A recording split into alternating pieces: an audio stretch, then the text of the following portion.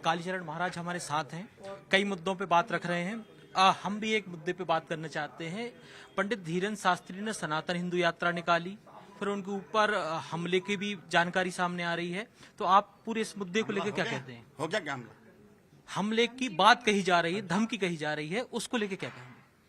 जो भी सत्यवादी लोग हैं उन पर हमले की बात होगी, क्योंकि दुष्टों को उससे हानि होती है, सच बोलने से दुरात्माओं को उससे हानि होती है, बुरे लोगों को उससे हानि होती है, राष्ट्रद्रोहियों को हानि होती है, तो ऐसे लोगों की मर्डर की कोशिश होती है। लेकिन धीरेन्द्र कृष्ण शास्त्री जी डरने वालों में से नहीं है, क्योंकि वो भगवत गीता सिद्धांत का पालन करने वाले लोग हैं, तो ही हिंदुत्व की बात कर रहे हैं ना, क्योंकि फट्टू लोग तो हिंदुत्व की बात ही नहीं कर सकते हैं। एक बात और सुनो सुख दुखे समय कृत्वा लाभा लाभौ जया जयौ ततो युद्धाय युज्यस्व नैवं पापम वाप्स्यसि। लाभ होगा कि हानि होगी, विजय होगा कि पराजय होगी, सुख होगा कि दुख होगा, इसका विचार किए बिना भगवान को खुश करने के लिए, ईश्वर को प्रसन्न करने के लिए हमें धर्मराज्य की स्थापना के लिए युद्ध करना चाहिए। यह सिद्धांत बागेश्वर धाम वाले बाबा जी पालन कर रहे हैं, इसलिए उनको कोई डरवर नहीं है और सभी हिंदू उनके संरक्षण में तत्पर है।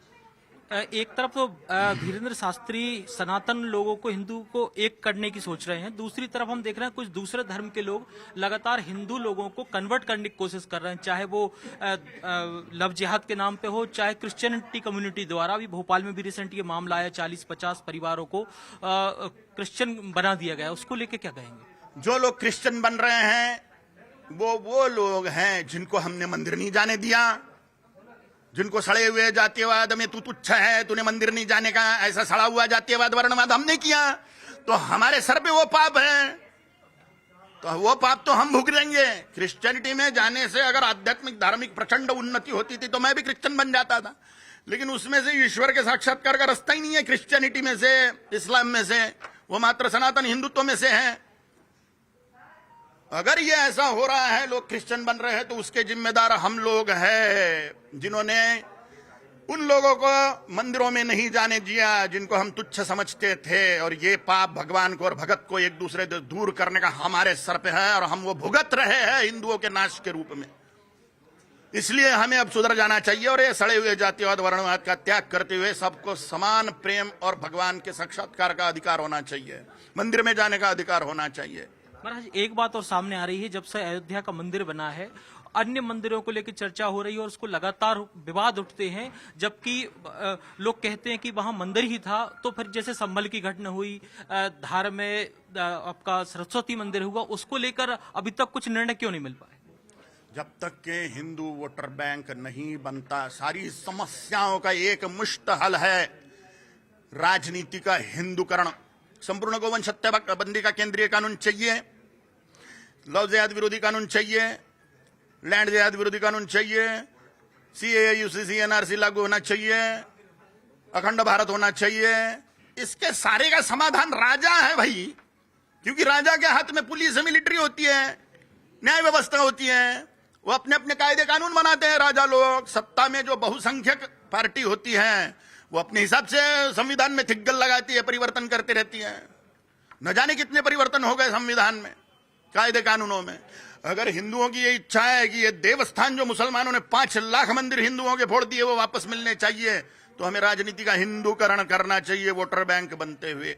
इस पर उपाय नहीं, दूसरा कोई उपाय ही नहीं है। अच्छा। और मुसलमान अगर वहां पे अड़ोंगा डाल रहे हैं न्यायिक सर्वे करने के लिए, तो चोर की दाढ़ी में तिनका, डकैत या चोर अपने घर की इंक्वायरी करने देगा क्या? वहां पे सर्वे करने देगा क्या? नहीं करने देगा, क्योंकि उसको पता है चोरी का माल तो वहीं पे रखा हुआ है।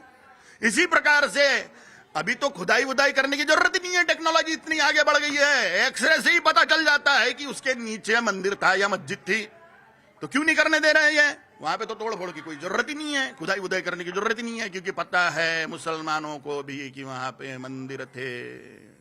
राजनीतिक दल आप लोगों की बातों से सहमत नहीं दिखाई देते कई बार, खास तौर से जब हिंदू धर्म को लेकर बात आती है, क्योंकि हिंदू वोटर बैंक नहीं ना। हिंदू, अगर मैं राजा हूं तो मैं सत्ता में थोड़ी बैठे रह सकता हूं हिंदुओं के भरोसे, क्योंकि हिंदू तो वोटर बैंक ही नहीं है। हिंदू 45% से ज्यादा तो वोट ही नहीं करता, तो मैं मुसलमानों के तलवे चाटूंगा ना भाई, क्योंकि मुझे सत्ता में बैठे रहना है, तो मैं मुसलमानों के तलवे चाटूंगा, हिंदुओं के तलवे में काय को चाटूंगा? क्योंकि हिंदू तो वोटर बैंक ही नहीं है। हिंदू अगर वोटर बैंक बने तो मैं हिंदुओं के तलवे चाटूंगा, मुसलमानों की तरफ ध्यान ही नहीं दूंगा। तो गलती हिंदुओं की है, हिंदू वोटर बैंक नहीं है। हिंदू सड़े हुए जातिवाद वर्णवाद में उलझा रहता है।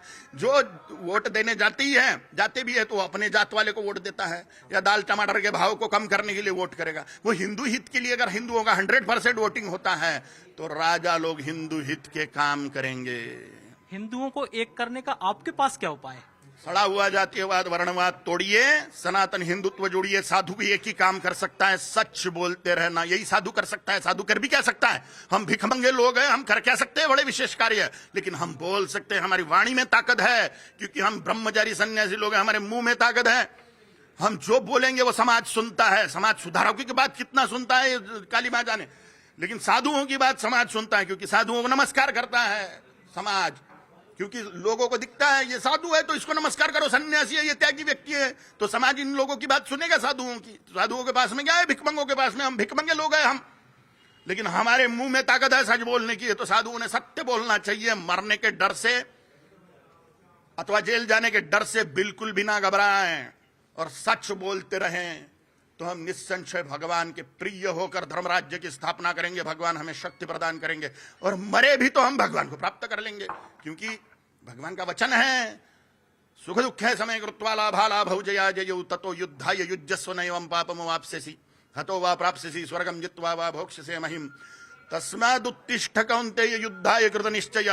अगर इस धर्म युद्ध को करते करते तू मर गया तो मुझे प्राप्त कर लेगा, और जी गया तो धर्म राज्य की स्थापना करेगा, पूरी दुनिया को सुखी कर देगा। तो यही काम साधुओं को करना चाहिए। सड़ा हुआ वर्णवाद जातीयवाद को खत्म करने के लिए हिंदुओं को एकीभूत करते हुए, वोटर बैंक बनाते हुए राम राज्य की स्थापना की योजना बनानी चाहिए। योजना तो स्पष्ट है, हिंदुओं को वोटर बैंक बनाओ, खत्म। वो वोटर बैंक बनते ही राजनीति का हिंदूकरण हो जाएगा और हम धर्म राज्य की स्थापना कर देंगे, हिंदू राष्ट्र की स्थापना कर देंगे। ये थे कालीचरण महाराज, और उन्होंने हिंदू धर्म को इकट्ठा करने के लिए, एक करने के लिए जातिवाद वर्णवाद को खत्म करने की बात कही है।